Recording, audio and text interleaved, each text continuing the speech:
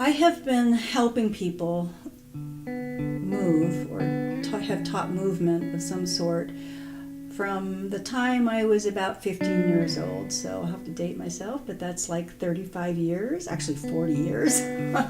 So yeah, I would say 40 years teaching people to move in their bodies of different walks of life, everything from children teaching dance to yoga and aerobics, athletics. And now I really dedicate a lot of my time to teaching the older age bracket, because I feel like that is a part of their therapy, is learning to move with their bodies.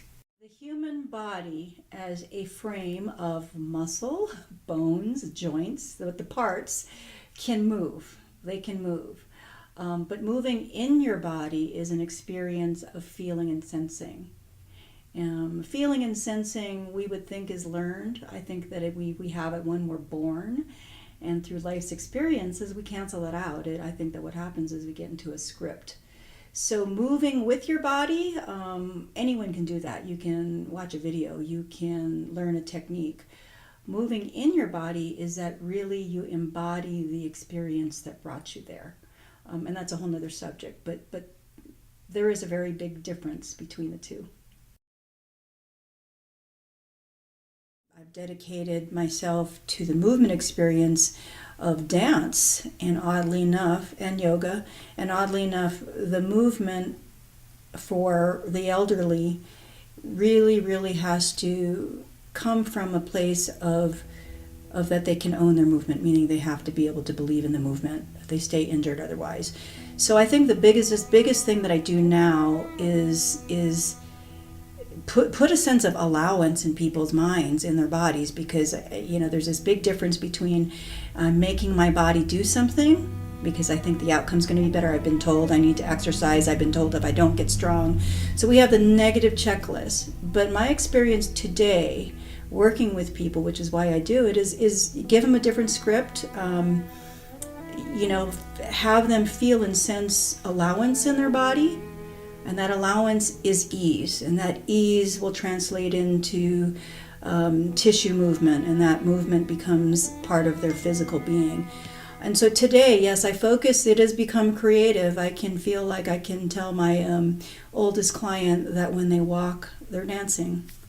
And that's the blessing and the joy of doing what I do now. But I think where we can be so clear about what we feel and know and say is through our body, because our voice and words will sometimes follows up.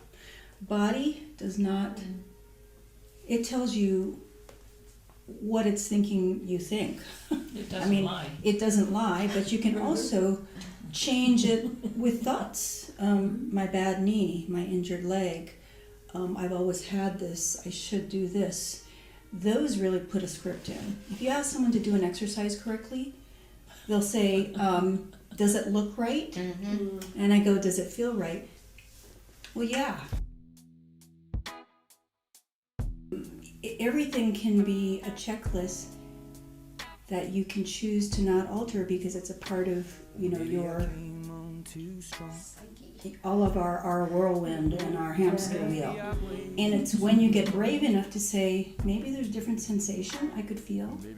And, like I said, some of our work is very emotion driven. Moving emotion is moving through life. We will take that script into exercise. We'll take it into relationships and conversations. So we're just going to go back to this idea of moving our emotion healthily into our body, letting it guide us, and still having some parameters of shape or form, agenda. It's yoga today. It's exercise today. It's tango tomorrow. We can welcome almost anything if we're willing to have a conversation with our body. It may not be the form that you see on the TV or in the media, but who cares? It's not their dance.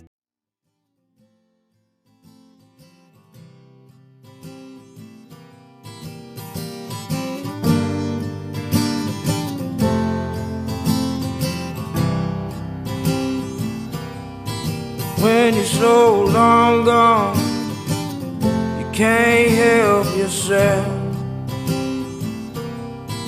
When you're so dead wrong, let alone no one else.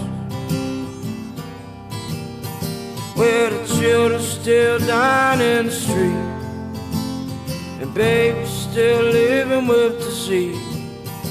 And the cops got guns, and the poor folk got sons who work for Mr. Franklin every week. And if you come looking for hard times